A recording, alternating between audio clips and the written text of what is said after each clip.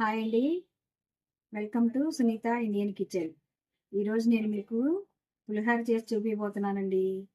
పులిహోర ఎలా చేసుకుందాము రండి. చింతపండు పులుసుతో చేస్తున్నానండి. ఫ్రై ప్యాన్ పెట్టుకున్నాను, ఆయిల్ వేసుకుంటున్నానండి. పులుసుకి కొంచెం ఆయిల్ పట్టిద్దండి. 4 స్పూన్లు వేసుకున్నానండి. దీనిలో కావాల్సిన పదార్థాలు: ఎండుమిరపకాయలు తీసుకున్నాను, జీడిపప్పులు తీసుకున్నాను, ఆవాలు, పచ్చెనగపప్పు, పల్లీలు, మినప్పప్పు, కరివేపాకు, పసుపు.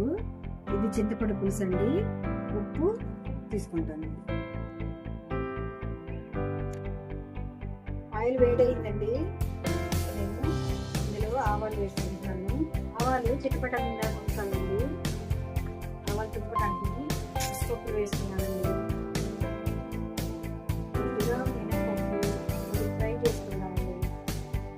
సిమ్లో పెట్టి వేసుకుంటే బాగుంటుంది.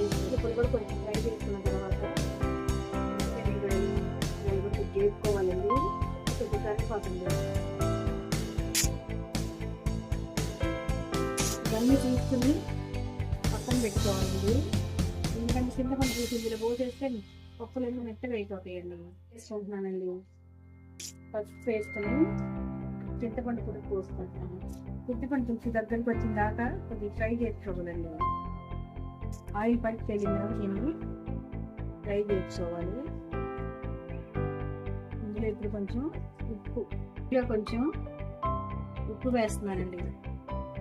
రైస్ 1.5 గ్లాసు రైస్ తీసుకున్నానండి. నేను అన్నం చేసి పెట్టుకున్నాను. ఇప్పుడు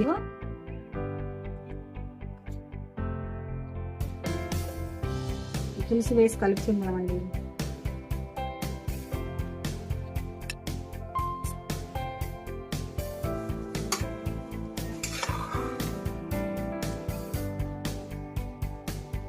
దీనిలో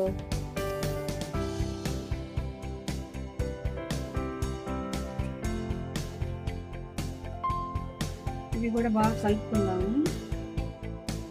అన్ని మిక్స్ అయ్యేటట్టు. ఇవి కరెక్ట్గా సరిపోయినాయండి. ఉప్పు, తర్వాత చింతపండు పులుపు అన్నీ కరెక్ట్గా సరిపోయినవి. ఎలా వచ్చిందో నాకు కామెంట్ పెట్టండి. ఇంతేనండి చింతపండు పులిహోర పులుసు. నా ఛానల్ని సబ్స్క్రైబ్ చేసుకోండి, షేర్ చేయండి, లైక్ చేయండి.